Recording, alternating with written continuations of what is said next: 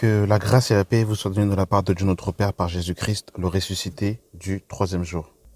Nous bénissons le Seigneur pour l'opportunité qu'il nous permet de pouvoir nous exprimer. Alors j'aimerais parler, mes bien-aimés dans le Seigneur, d'un sujet que je trouve important. C'est la continuité de la vidéo précédente, du moins de l'audio précédent, où nous avons parlé des guerres des versets bibliques.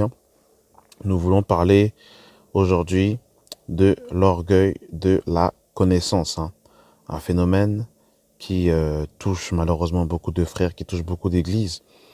Et j'aimerais aborder ce sujet afin, mes bien-aimés dans le Seigneur, de nous exhorter à la simplicité, de nous exhorter au cœur d'enfant, au caractère de Christ et aux fruits de l'Esprit. La Bible nous dit dans le livre de 1 Corinthiens 8, à partir du verset 1, « Pour ce qui concerne les viandes sacrifiées aux idoles, nous savons que nous avons tous de la connaissance. La connaissance enfle, mais la charité édifie. Si quelqu'un croit savoir quelque chose, il n'a pas encore connu comme il faut connaître. Mais si quelqu'un aime Dieu, celui-là est connu de lui.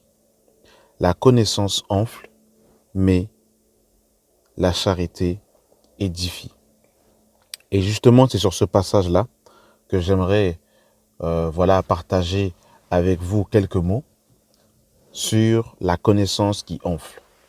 Nous sommes dans une génération de réseaux sociaux, une génération de plusieurs traductions de Bible, une génération Internet, une génération de Bible d'études, une génération d'enseignements sur YouTube.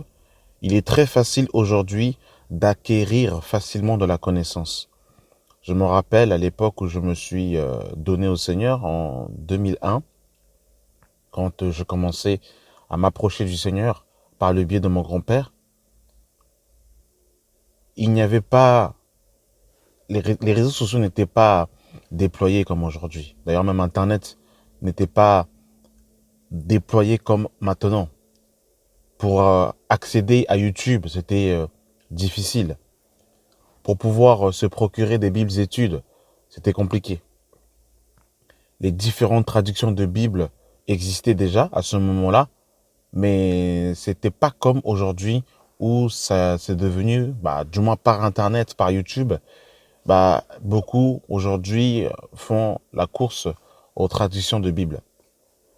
Donc lorsque moi je me suis converti, pour accéder à la connaissance, je n'ai pas accédé à la connaissance par YouTube, bien que bien évidemment, par la suite, j'ai aussi été de ceux, je ne vais pas m'en cacher, qui ont écouté des enseignements sur YouTube et qui ont été édifiés. Mais toutefois, lorsque je me suis donné au Seigneur, pour recevoir un enseignement, il fallait considérer les aînés. Il fallait considérer les pères dans la foi. Il fallait avoir une communion fraternelle. Il fallait être régulier. Il fallait s'asseoir. Il fallait avoir le respect des anciens afin de recevoir l'instruction. En tout cas, du moins, moi, c'était de mon époque, quand je venais de m'approcher du Seigneur. C'était par ce moyen-là que justement, en fait, on faisait des études bibliques, des études approfondies, chapitre par chapitre, où on essayait de comprendre. Et on grandissait dans le Seigneur, et on grandissait également aussi avec, avec le temps, avec la maturité. C'est-à-dire en fait que la connaissance augmentait avec le temps. C'est-à-dire que on ne connaissait pas plus que ce que l'on avait vécu dans le Seigneur. C'est-à-dire que l'expérience et la connaissance étaient à peu près au même pied d'égalité. Aujourd'hui, mes bien-aimés dans le Seigneur, avec la génération réseaux sociaux, YouTube,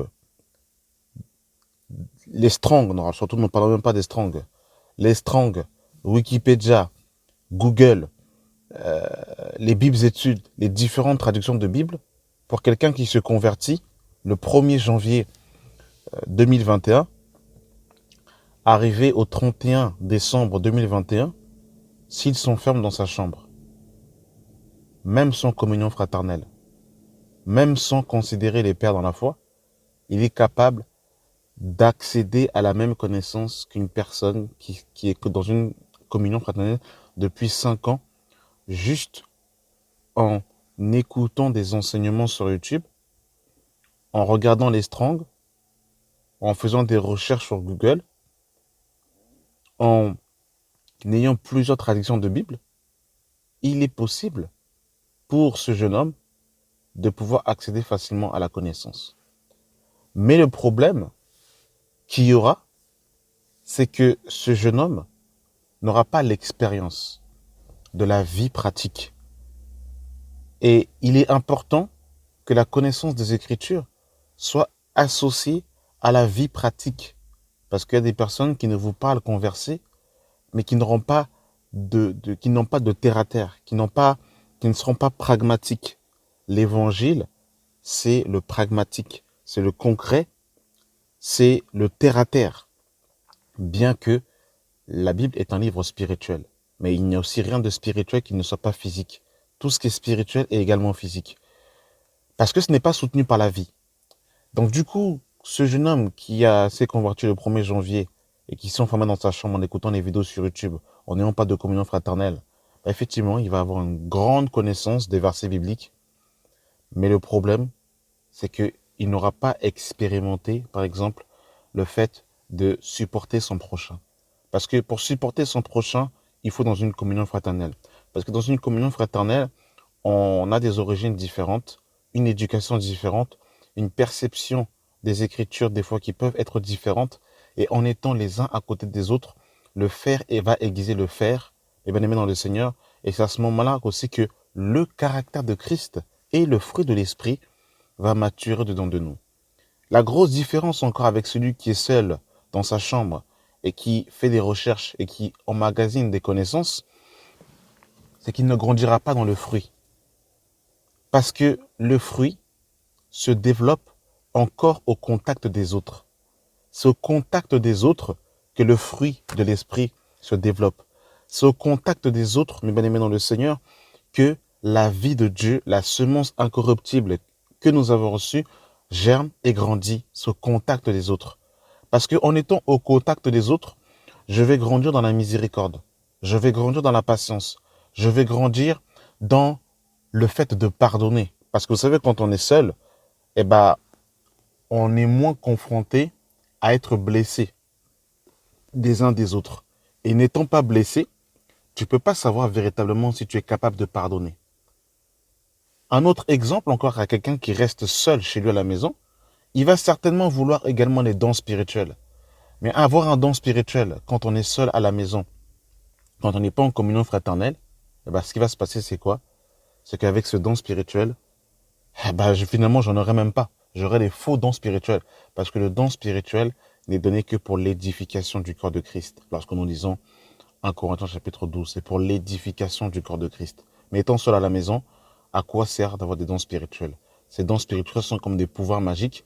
Et je serai un peu comme Harry Potter, en pensant que je vais agiter une baguette magique et manifester les dons spirituels étant seul à la maison.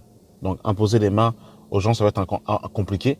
J'imposerai peut-être les mains à mon lit ou à mon bureau, mais en tout cas, je ne serai pas utile pour le corps de Christ. Donc vous avez cet aspect-là, mes bien-aimés dans le Seigneur, ce premier exemple-là que j'ai pu donner.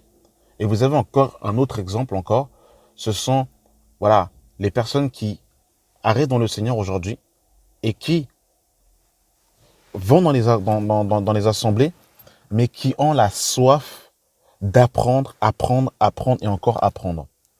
Apprendre n'est pas une mauvaise chose. Il est bon de connaître les Écritures. Mais encore une fois, lorsque l'enfant de Dieu cherche à connaître les Écritures, c'est dans le but de les mettre en pratique. C'est dans le but de pratiquer la parole. C'est ça, les bien-aimés dans le Seigneur. Plus tu connais, plus ton jugement sera sévère. Parce que tu connais. Donc quand je cherche à connaître, c'est dans le but, mes bien-aimés dans le Seigneur, de mettre en pratique la parole.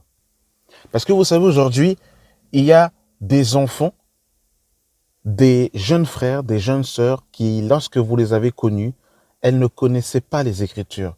Elles ne connaissaient pas leur droite de leur gauche. Elles n'avaient pas de discernement. vous les avez pris près de vous, vous les avez encouragés avec toute l'humilité, bien évidemment, vous les avez encouragés, vous leur avez aiguillé dans les voies du Seigneur. Alors, quand je dis vous, c'est une petite portion. On est peut-être la troisième ou quatrième personne qui est passée, parce que c'est une chaîne, bien évidemment. Mais vous avez apporté au moins de l'eau, vous avez peut-être donné de l'eau à quelqu'un qui avait soif. Vous avez peut-être des fois donné à manger à des personnes qui avaient faim, quand elles étaient encore petites, quand les os n'étaient pas encore affermis, quand elles ne savaient pas encore parler, quand elles ne connaissaient rien. Vous vous êtes approché d'elles avec humilité, amour, et vous les avez donné ce que le Seigneur a mis en vous. Et une fois que ces personnes connaissent, des fois même moins que vous, et bien ces personnes, qu'est-ce qu'elles font? Elles se dressent, elles se lèvent, et elles commencent à tuer leur père et leur mère. Vous savez, quand la Bible dit, par exemple, honore ton père et ta mère, il est vrai qu'il est question des pères, des parents physiques, mais il est aussi question aussi des pères dans la foi. C'est-à-dire qu'il y a des pères dans la foi que Dieu a mis sur notre chemin, qui nous ont donné comment dire, le lait, les prémices de la parole de Dieu, ce qui a constitué notre colonne vertébrale. Après, peu importe si demain ils se sont égarés ou ils ont fait des choses qui n'étaient pas bonnes, ou ils ont été marchés par la chair, ça Dieu leur tiendra rigueur. Mais nous, qui ne connaissons rien, qui avons été ignorants, et ces personnes-là, Dieu les a utilisées pour que nous puissions être ce que nous sommes aujourd'hui, il faut jamais oublier cela. Il faut jamais oublier cela. Vous avez d'autres aussi, ils ont tellement la soif de connaître, ils deviennent amnésiques aux personnes qui les ont apporté du lait, qui les ont aidés au début de leur conversion. Une fois qu'ils ont découvert un nouveau serviteur, ils oublient le serviteur qui les a apporté du lait, qui les a supportés, et ils courent vers le nouveau parce qu'en fait, ils ont appris une nouvelle doctrine. Et ces chrétiens qui ont soif de connaître connaissance sur connaissance, ils sont amnésiques et ils sont méchants. Parce que vous savez, quand on a la soif de connaître, de savoir, et ben, ce qui se passe, c'est qu'une fois que tu m'as apporté ce que je voulais, et même le rapport même est impur. C'est-à-dire que je vais approcher quelqu'un, non pas par amour, mais juste pour tirer la connaissance.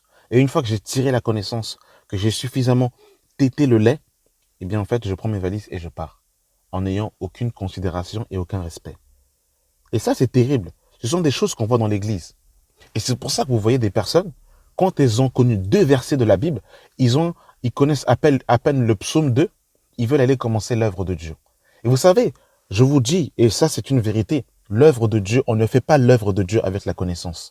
Quand on lit, mes bien-aimés dans le Seigneur, titre 1 Timothée chapitre 3, on voit, mes bien-aimés dans le Seigneur, que ce que Paul va mettre en avant concernant les évêques, c'est la maturité, le fruit de l'esprit. C'est le caractère de Christ. C'est ça que Paul va mettre en avant. Regardez dans 1 Timothée 3. Cette parole est certaine, si quelqu'un aspire à la charge d'évêque, il désire une œuvre excellente. Il faut donc que l'évêque soit irréprochable, écoutez, irréprochable, marié d'une seule femme, sobre, réglé dans sa conduite, hospitalier, propre à l'enseignement. Il faut qu'il soit ni abonné au vin, ni violent, mais indulgent, pacifique, désintéressé. Il faut qu'il dirige bien sa propre maison et qu'il tienne ses enfants dans une parfaite soumission et dans une parfaite honnêteté. Car si quelqu'un ne sait pas diriger sa propre maison, comment prendra-t-il soin de l'Église de Dieu? Il ne faut pas qu'il soit un nouveau converti, de peur qu'entraîné d'orgueil, il ne tombe sous le jugement du diable. Il faut aussi qu'il reçoive un bon témoignage de ceux du dehors afin de ne pas tomber dans l'opprobre et dans les pièges du diable. Donc vous avez vu dans tous les critères que l'apôtre Paul va mettre en avant, il ne met pas en avant la connaissance. Il ne met même pas en avant le fait de connaître le grec et l'hébreu. Il met en avant la vie de Christ dans le serviteur.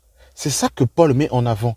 Et ça là, mes bien-aimés dans le Seigneur, ce n'est pas avec l'emmagasination des versets bibliques qu'on peut aspirer à commencer l'œuvre. Mais c'est par le brisement, l'expérience et surtout le temps. Le temps, mes bien-aimés dans le Seigneur. Le temps. Vous savez, vous pouvez voir un pommier, mais c'est pas parce que vous voyez un pommier que les pommes sont mûres. La maturité des fruits viennent avec le temps. C'est le temps. Une femme peut être enceinte de 3 jours, mais il faut que l'enfant fasse la gestation de 9 mois. Et c'est au bout de 9 mois que que l'enfant sera prêt à rentrer dans la vie normale. Il faut 9 mois. Si l'enfant sort à 3 mois, l'enfant meurt. Si l'enfant sort à 2 mois, il meurt. Et même si l'enfant naît à 7 mois, il faut d'abord qu'il soit en couveuse pendant un certain temps, afin que ses poumons et que tous ses organes soient bien développés. Le temps. Et la course à la connaissance, mes bien-aimés dans le Seigneur, eh bien, on n'est pas patient. On va partout, dans tous les endroits, dans tous les lieux. En fait, on n'est pas calme, on n'est pas posé. Et vous avez vu, ici, quand on parle du témoignage, quelqu'un qui va de gauche à droite, vous n'avez pas le temps de voir son témoignage. Lundi, il est dans telle assemblée. Mercredi, il est dans telle assemblée. Vendredi, dans telle assemblée. Mais à quel moment on voit tes fruits concrets, en fait? Dans Acte 6, pour choisir les diacres, il fallait qu'ils aient un bon témoignage. Le problème des jeunes d'aujourd'hui, là, qui aiment la connaissance, on ne connaît pas on ne connaît pas leur témoignage. C'est-à-dire, on les connaît pour leurs activités, on les connaît pour la connaissance de leurs versets, mais on ne connaît pas leur témoignage. On ne sait pas d'où ils sortent. On ne connaît pas comment ils sont avec leur famille. On ne connaît pas le témoignage. Parce que les gens vont à gauche, à droite, ils sont partout, mais nulle part en même temps. Que le Seigneur nous vienne en aide. La connaissance. Parce qu'on veut connaître. Et quand on est pressé de connaître, qu'est-ce qui se passe? Après, on est pressé de faire l'œuvre. Et après, quand on commence à faire l'œuvre, on arrive sur le terrain, on se rend compte que ce n'est pas avec la connaissance qu'on fait l'œuvre. Je ne suis pas en train de négliger et de mépriser la connaissance. Mais on ne fait pas l'œuvre avec la connaissance. Il faut d'abord être oint par Dieu. Et regardez toutes les personnes qui ont été oint appelées par Dieu, ils ont fui. Regardez Moïse, regardez Jonas, regardez en fait Samuel quand il était petit, quand Dieu va l'appeler. Regardez en fait toutes les personnes qui ont été appelées par Dieu, ils vont fuir. Ils vont tous fuir, ils vont tous fuir l'appel parce qu'ils savent que l'appel, c'est une question de vie ou de mort. Tu peux aller en enfer à cause de l'appel si tu n'as pas été brisé par le Seigneur. L'orgueil. Et on voit ces orgueilleux impolis qui n'ont même pas de considération pour ceux qui ont plus de 20 ans, 30 ans dans la foi. Il y en a qui n'ont même pas, qui n'ont rien fait dans l'œuvre de Dieu. Ils n'ont rien fait. C'est pas par mépris que je parle, mais ils n'ont encore rien fait. Et ils se permettent, parce qu'ils connaissent 2 textes, de pouvoir ouvrir la bouche. Ils n'ont même pas formé une âme. Correctement, je parle, correctement.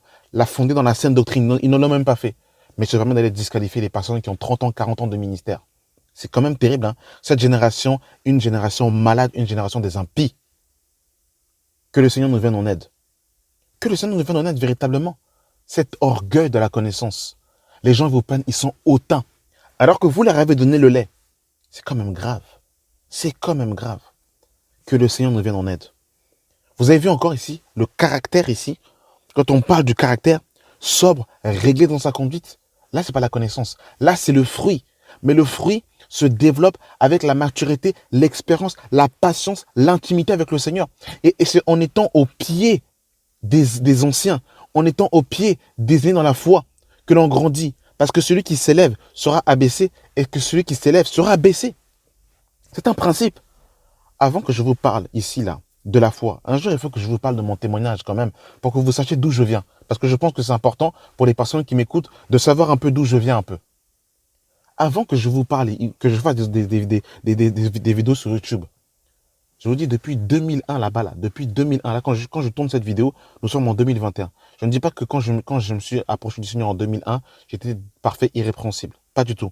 J'aurai peut-être l'opportunité un jour de vous parler plus exactement de mon témoignage. Mais depuis 2001 là-bas, là, assis au pied de mon grand-père, et je me taisais, je posais des questions pour connaître quelle était la volonté du Seigneur. Depuis 2001. Et le Seigneur a mis sur ma route d'autres pères dans la foi, d'autres aînés que je considère aussi, même si je ne suis pas forcément d'accord avec tous, avec tout ce qu'ils disent, mais assis depuis 2001 là-bas.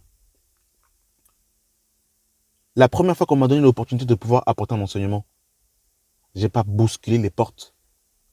Même si les gens voient la grâce sur ma vie, je suis resté calme. Et au temps du Seigneur, le Seigneur a permis que je puisse aujourd'hui, voilà, faire l'œuvre. Faire l'œuvre. Et faire l'œuvre, il faut après demander au-delà, parce que faire l'œuvre c'est bien, mais après il faut voir les gens que tu apportes la parole, qui voient un peu tes fruits, qui voient un peu comment tu es dans le concret, pour voir un peu véritablement s'il y a véritablement l'huile. si vraiment le mandat vient de Dieu, s'il y a vraiment le fruit et le caractère du Seigneur. C'est une génération qui est pressée, qui veulent tout faire, en fait. Mais en fait, dans leur vie, en fait, c'est la catastrophe. Non, ils vont même pas chercher du travail. C'est quand même terrible, quand même. En fait, ils butinent de sœur en sœur. En fait, c'est terrible, bien aimé dans le Seigneur. C'est terrible. Que le Seigneur nous vienne en aide. Que le Seigneur nous vienne en aide. Nous avons besoin de beaucoup d'humilité, surtout les jeunes là, il y a besoin de beaucoup d'humilité. Et je terminerai par ce passage, bien aimé dans le Seigneur, comme je l'ai dit, le but de la connaissance des Écritures n'est qu'une seule chose, la mise en pratique de la parole. Jésus dira, vous êtes heureux si vous connaissez ces choses, pourvu que vous les mettez en pratique. Matthieu 7, 21. Ceux qui me disent Seigneur, Seigneur n'entreront pas tous dans le royaume des cieux, mais celui-là seul qui fait la volonté de mon Père qui est dans les cieux. La volonté. Plusieurs me diront en ce jour, Seigneur, Seigneur, n'avons-nous pas prophétisé par ton nom? N'avons-nous pas chassé des démons par ton nom? N'avons-nous pas fait beaucoup de miracles par ton nom? Alors je leur dirai ouvertement, je ne vous ai jamais connu, retirez-vous de moi, vous qui commettez l'iniquité. C'est pourquoi quiconque entend ces paroles que je dis et ne les met pas en pratique est semblable à un homme prudent. Alors, c'est pourquoi quiconque entend les paroles que j'ai dit et les met en pratique sera semblable à un homme prudent qui a bâti sa maison sur le roc. La pluie est tombée, les torrents sont venus, les vents ont soufflé et se sont jetés contre cette maison. Elle n'est point tombée, parce qu'elle était fondée sur le roc. Mais quiconque entend ces paroles que je dis et ne les met pas en pratique sera semblable à un homme insensé qui a bâti sa maison sur le sable.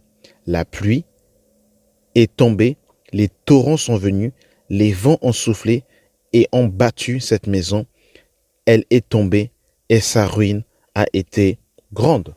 Donc on voit, mes bien-aimés dans le Seigneur ici, que véritablement, c'est la mise en pratique de la parole de Dieu qui fait que nous sommes bâtis sur le roc et rien d'autre. Donc toi qui cherches à connaître, toi qui cours après la connaissance, que fais-tu de cette connaissance? Le but de la connaissance, c'est la mise en pratique de la parole de Dieu. Parce qu'il y en a, ils connaissent. Vous les voyez sur les réseaux sociaux dans le péché, dans la chair. C'est pas pour exposer la nudité des gens, mais c'est pour dire que, voilà, on veut connaître, on connaît beaucoup de choses. Mais qu'est-ce que tu fais avec ça? Tu fais quoi avec ça? Voilà, on vit dans le péché. Et on n'a même pas honte d'exposer son péché sur les réseaux sociaux. Que le Seigneur nous vienne en aide. Amen. Que la grâce et la paix soient avec vous au nom de Jésus. Amen.